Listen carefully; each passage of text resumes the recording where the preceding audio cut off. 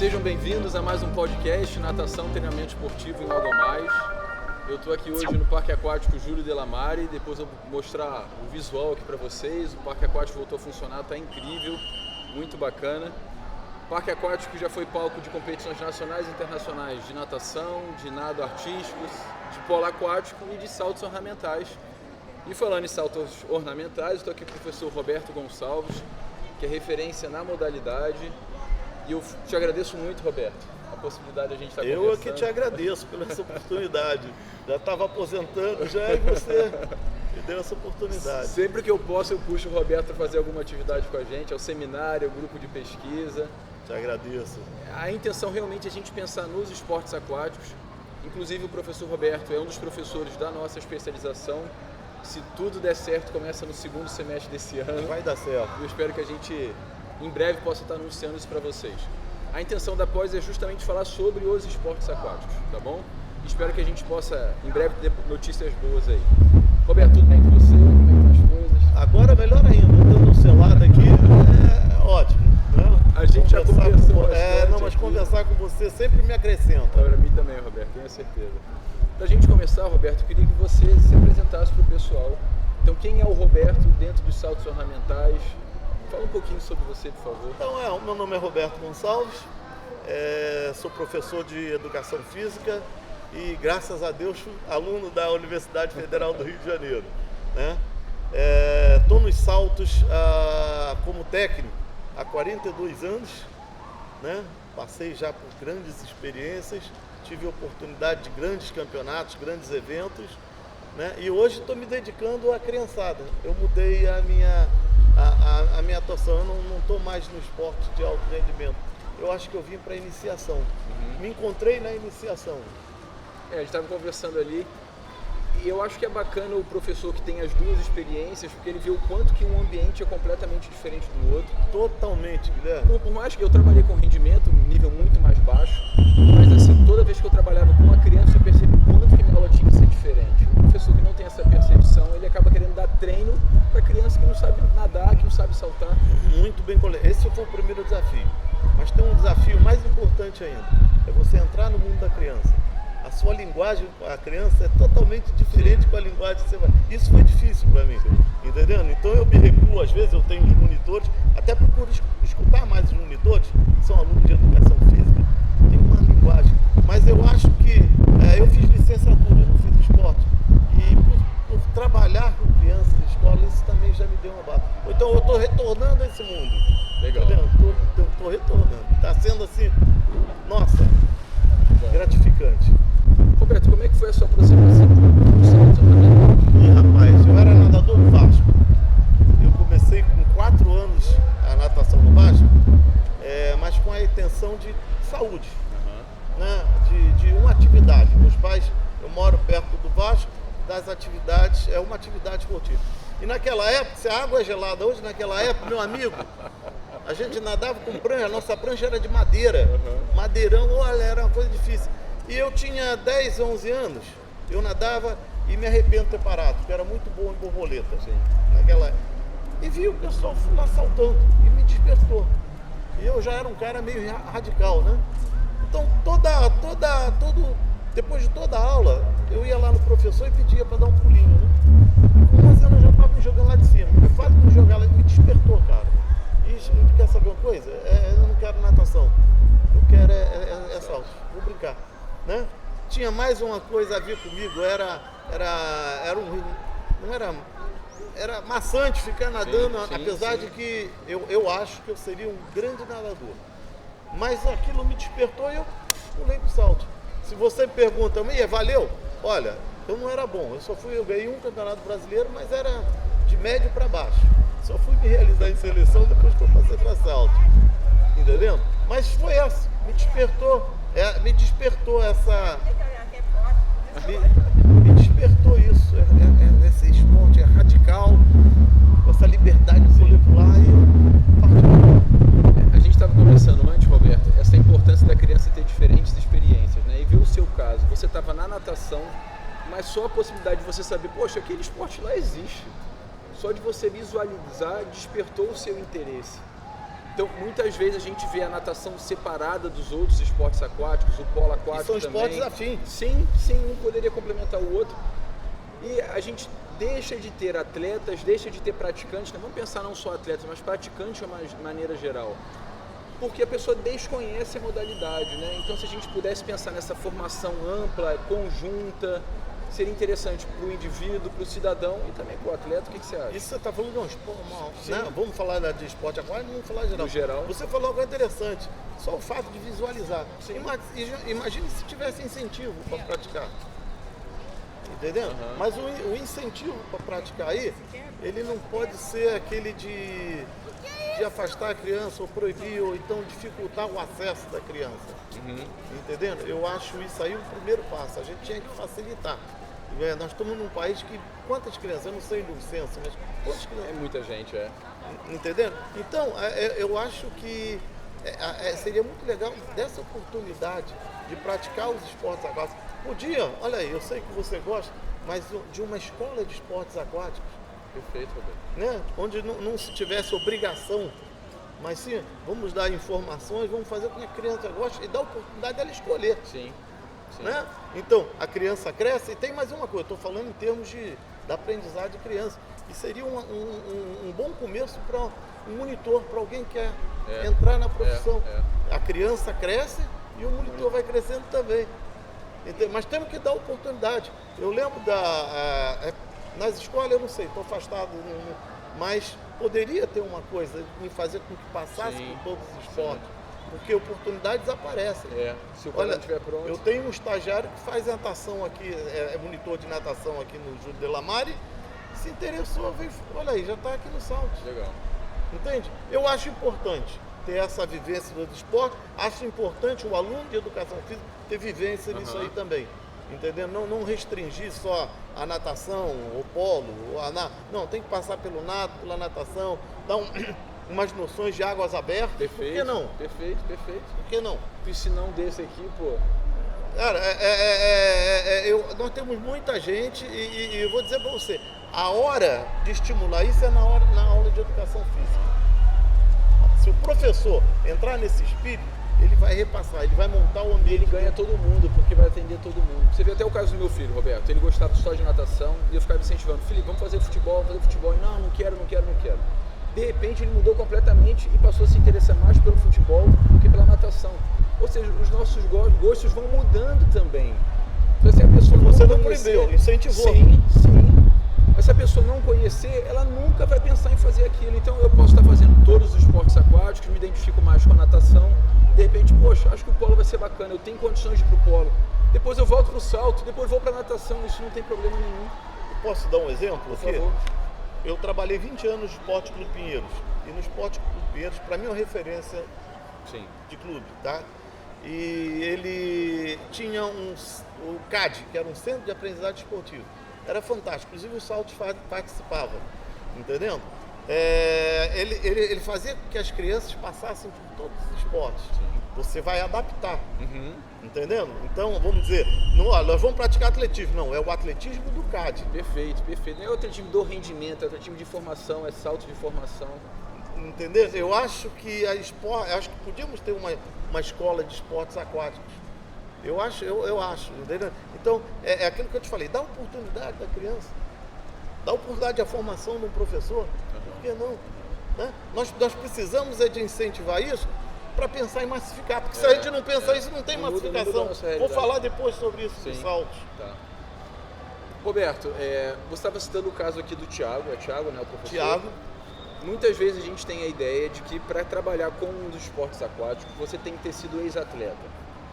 Só que a gente sabe que existem diferentes etapas da formação e isso também você passa por uma faculdade onde você tem diferentes experiências, formações. Eu queria saber o que você acha, né? Eu não fui, um aluno meu, por acaso, que está se formando agora, ele não foi atleta de saltos ornamentais, nunca teve essa experiência. Na graduação, infelizmente, a gente não tem essa disciplina. Ele poderia ser um professor de saltos ornamentais? Totalmente. Você falou bem. Primeiro ser pelo menos aluno de educação física, né? E ele vai trazer todos os princípios para cá. Né? Agora, o importante é que se abra cursos para oferecer para ele. Eu falo, um curso de monitoria. Sim. Né? Você não vai ensinar a saltar por enquanto. Você começa a ensinar os primeiros passos dos saltos ornamentais. Isso é mais fácil. Basta a orientação, ensinar, ter paciência. Eu acho que ele vai aprendendo enquanto ensina. Vai aprendendo. A gente desperta aquilo, a gente desperta a criatividade dele e ele vai, cara. Legal. É totalmente possível. Eu acho que não é só no salto, não, na natação, no polo, entendeu? Em tudo. Sim. O que a gente tem que aprender, eu ainda não vejo isso, é estimular mais e dar condição para o aluno de educação física crescer. Legal. Vamos pensar numa outra realidade, Roberto. O professor trabalha numa piscina com natação, a piscina não é funda, mas ele gostaria de pegar conteúdos dos outros esportes aquáticos. O foco é a natação, mas ele gostaria, vou pegar alguma coisa emprestada dos saltos, alguma coisa emprestada do polo e dos saltos ornamentais para minha aula. Ele conseguiria fazer isso? Conseguiria. Se você me perguntasse isso aí há 5 a 1 ano atrás, eu digo não. Mas é o que eu te falei, a experiência que eu tive agora com esse trabalho aqui no Maracanã, eu comecei, as primeiras aulas eu fazia na Olímpica. Primeiro para dar confiança, porque elas vão sair de uma profundidade de 2,5 metros para ir para uma profundidade de 5 metros. Cara, extremamente, é uma dificuldade muito grande. E é interessante que nos dois casos ele não está com o pé no chão, mas a percepção muda muito, né? Vou te dar, eu não me deixo esquecer, mas vou te dar um exemplo agora. Eu peguei uma menina de 12 anos, chegou aqui para fazer, grande, e você sabe nadar? A mãe disse que sabe nadar, mas eu desconfiei. Aí pela experiência eu levei ela para a escadinha do poço, pedi para ela entrar ali e nadar um pouquinho. Ela entrou e começou a se afobar e começou a chorar. Eu perdi a atleta. Aí eu acalmei, digo, não tem problema. Trouxe ela para o Olímpico, botei um macarrão na mão dela e ela veio de cachorrinho. Né? Ela não nada, ela sabe se virar. O problema é que ela se assustou com o tamanho da piscina com água, de não poder colocar o piscina no fundo. Então o que eu não vou perder essa de dar oportunidade para ela. Porque se eu disser para ela, não, qual é o estímulo que eu vou dar para ela? Então estou com ela aqui, comprei um colete salva-vida para ela, vou ficar brincando com ela. Nós somos professores, nós somos professores, não podemos esquecer disso. Nós somos professores. Vamos voltar ao caso, você está falando se é possível. Nas aulas de natação, se eu tivesse que saber. Eu acho totalmente possível. A gente tem que, é o que eu te falei, é onde eu quero chegar. Então eu tenho que adaptar, entendeu? Sim. Saltos ornamentais adaptado, mas os fundamentos eu posso trabalhar e ter cuidado nas entradas de cabeça, porque são muito, né? A intenção do salto é sempre que o atleta fazer com que o atleta mergulhe e procure o fundo. Esse não.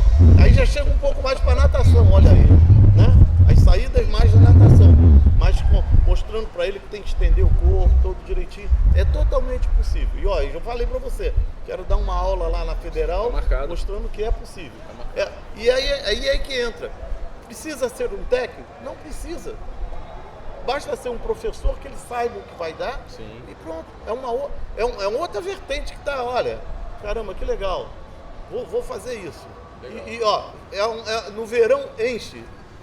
E se a gente for pensar que a criança ela gosta dessa variedade, para ela também é interessante, porque como você disse, isso acontece, eu ouço isso com muita frequência, aconteceu com você, aconteceu comigo e eu ouço isso hoje em dia. Ficar nadando de um lado para o outro, tem que ter paciência.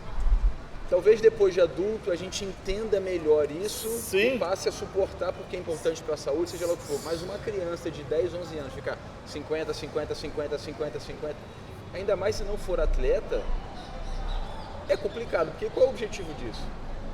Se ele puder ir para a aula de natação para ter essas múltiplas experiências... Eu acho, e vou acrescentar até um pouquinho pela experiência que eu estou tendo.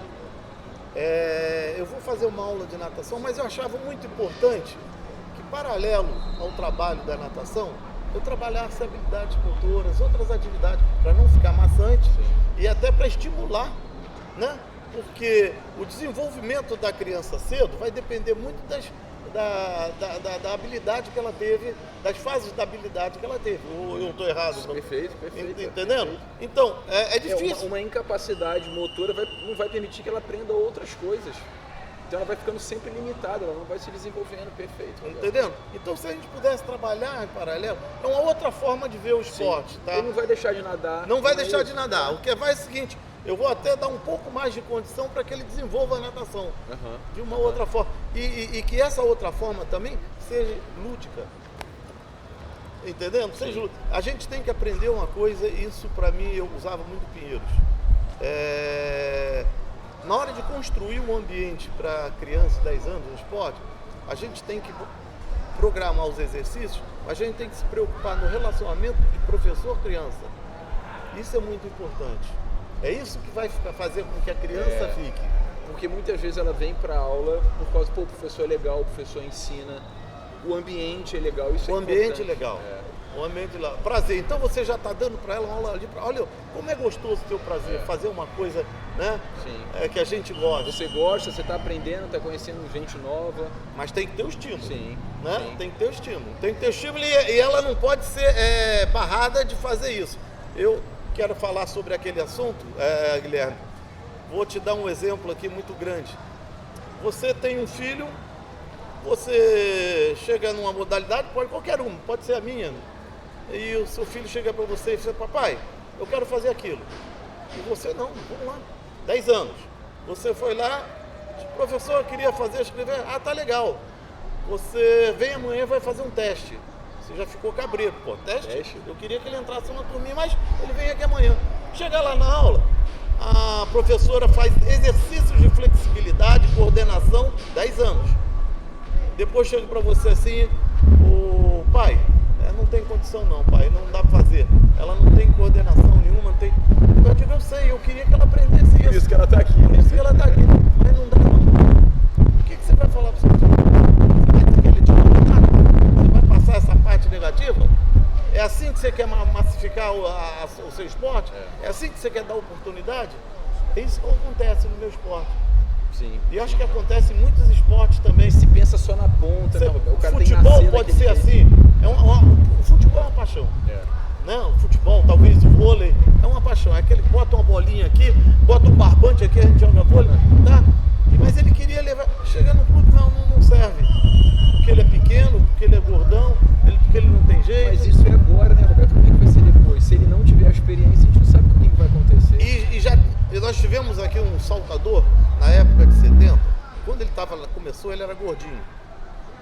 O professor deixou ele fazer. Foi a 2 Olimpíadas, 10º lugar. A gente não pode. Como é que você pode dizer que com 10 anos essa criança não pode render? Isso. Porque ele vai ter que render com 16. Pode não render. Sabe por que o professor não vai dar estímulo? O professor não acreditou nele, né? E é engraçado, a gente pensa muito no esporte, no desenvolvimento com o atleta, mas a gente está desenvolvendo ele pode ser professor futuramente, ele pode não conseguir, mas ele pode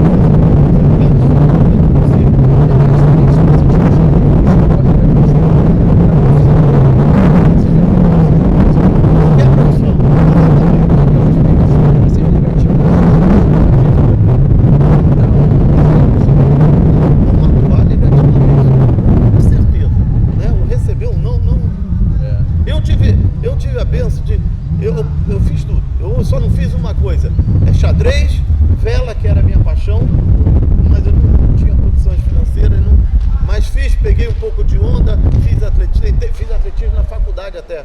O professor Paulo Figueiredo me colocou para fazer salto no mar, e era bambu. Aí chegou as varas normais, eu fui dos primeiros a experimentar aquilo.